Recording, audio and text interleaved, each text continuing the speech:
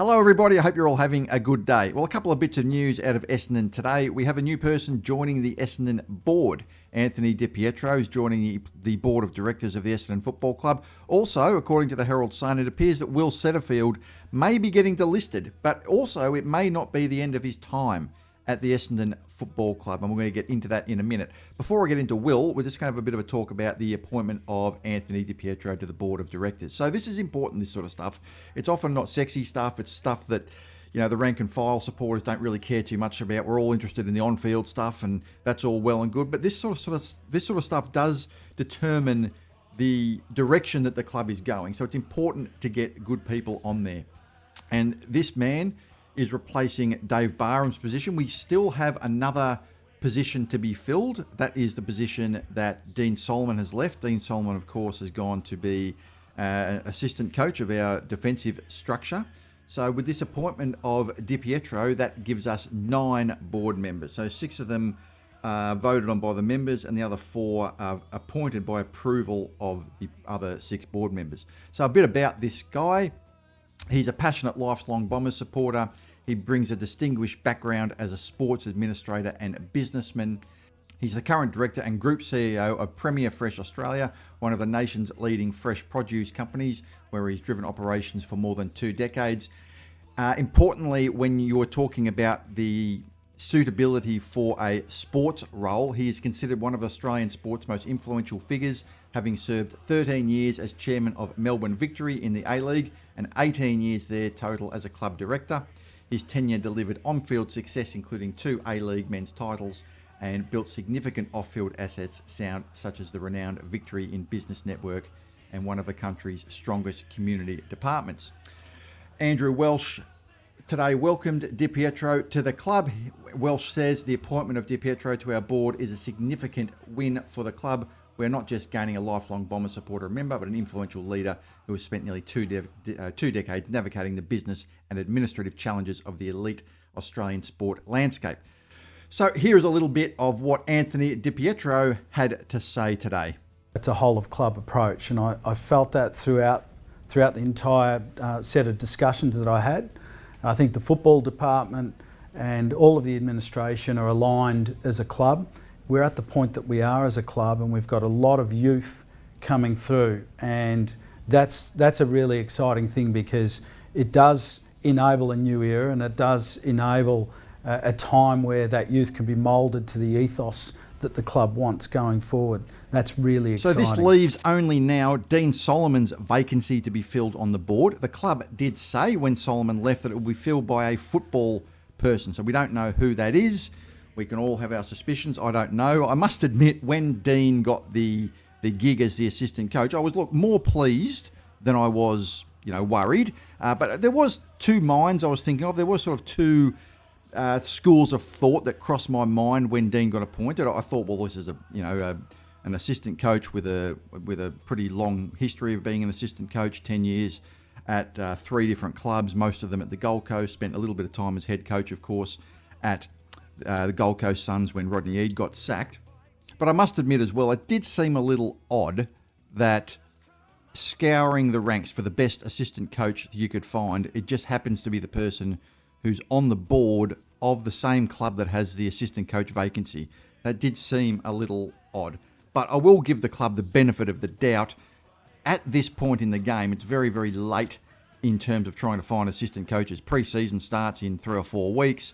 Most of the other clubs are all set with who they've got, and it's not as if there's assistant coaches available to just poach. I mean, everyone's pretty much set in the clubs that they're at. So I'll give the club the benefit of the doubt, and I'll assume that Dean Solomon is the best person for the job. I do like him. I've always liked him. But you have to admit, even if you're a fan of Dean Solomon, it does seem odd. It does seem odd that the very person who was appointed just happened to be on the board of directors of the same club with the vacancy when it could have been almost anyone else. But anyway, yeah, Dean Solomon's vacancy now remains the only vacancy on the board, and that will be a football person. So I would think it would be a relatively recently retired footballer with some sort of business background perhaps in there. So who that's going to be, I don't know.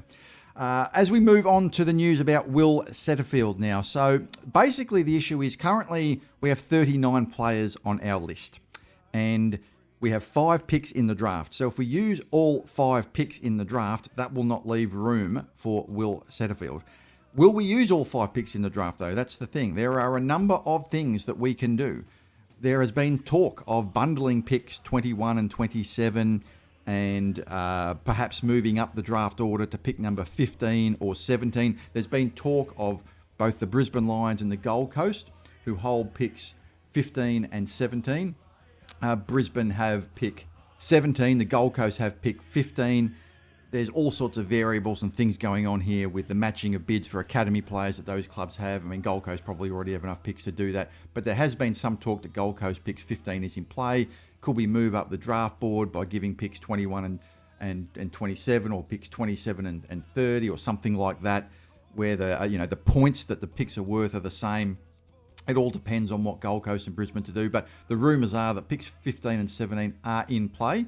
So there is a chance we could move from 5 picks down to 4 picks, and that will leave the door open for Setterfield to remain at the club.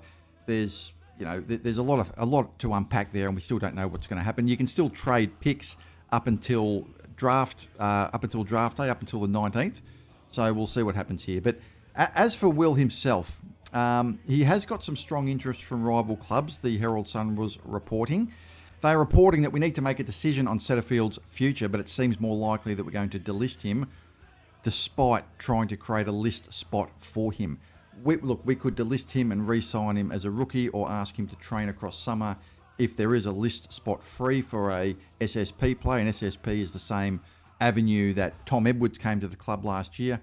But he would be available to rival clubs who might be looking for a big-bodied midfielder, and he is a big-bodied midfielder. He's got 2 roles for us. He can play as a tagger, he can play as a genuine midfielder, and he's a good player. He's a handy player. He's one of very few 2-role players. You can put him in the midfield, you can put him as a tagger, and he can do both of those things. And he's kept Patrick Cripps to 15 disposals this year. He's played on Bontempelli, Oliver, all these sort of players. So you just don't know what's going to happen. He would have options. He would be a delisted free agent, so there would be certainly options for him. And I think that one way or the other, he will end up at a club next year. But it really just depends on whether we go into the draft with 5 picks or 4 picks. My personal view, I'm not against having just 4 picks in the draft. It's not regarded as a particularly strong draft. I don't think we have to take both academy prospects. I'd like to take Swade definitely as perhaps our one of the 4 players, and obviously 2 of the picks 5 and 6, whoever they happen to be. Could be Roby, could be Cumming, could be Xavier Taylor, whoever it is out of picks 5 and 6. There's been lots of discussion on that. There could be several players. But as for the other players, I wouldn't mind, after picking picks 5 and 6, I wouldn't mind moving up the order and selecting a player who we otherwise wouldn't have got. The problem with the way our draft hand is at the moment, there's a lot of players in that range, 8 through to 17, who I think would be very good at Essendon, but they're going to fall to other clubs because we have picks 5 and 6, and then we don't have another pick until pick 21. I've mentioned that I'm a big fan of Doveston. I'm kind of on my own there. I think some of you in the comments have likened him, only because we have, lost 2 small forwards in Oscar Smart and Jai Menzies, and we haven't gained any small forwards. And we may be gaining Hussein Al-Achkar, but if we're going to gain a small forward in Hussein Al-Achkar, why not get a better one? Why not get the best one available? So I like him. I like Oscar Taylor. There's other players in that range through to, 10 to 17, 18, Ollie Greaves, Javan Philippou, even Josh Lindsay, all these sort of players that we might be able to pick up that we probably wouldn't be able to get if we stay with pick 21. If we're able to sort of bundle a couple of picks together and get a pick 15, then it might mean that we can get one of those players that we wouldn't otherwise get, and then we can pick Swade with perhaps the last pick. Look, it's all up to the club. Look, the other clubs might not want to trade up anyway. There's various things we could do. But either way, I kind of want Setterfield to stay on the list because I think he's a big-bodied player that still gives us something. He's still youngish as well. He's 27 years old, so he's not over the hill by any stretch of the imagination. And whilst we're a very young team, we could do with a big-bodied player like Setterfield in our team at the moment. He is injury-prone, I get it. He's got that current injury, the Liz Frank injury. They're saying he should be right for the start of pre-season. Let's hope that's true. But I don't want to lose another big-bodied midfielder who's still got 5 or 6 years left. Now, yes, he's not young, but he's not over the hill. He's absolutely not over the hill. So I'm not against having 4 picks in the draft and then keeping Setterfield on there. But look, it just remains to be seen. Let me know what you guys all think in the comments of the whole situation, because you can ask 100 different people and we've all got 100 different views of who we should take and who we shouldn't take and what we should do. So Setterfield will probably be delisted, it is saying, and looks like we're probably going to go to the draft with 5 picks. Not long to go now, less than 3 weeks to the draft, so it's getting pretty excited. I'm going to leave it there. I hope you guys enjoyed this video. Have a great day, everybody, and as always, go Bombers!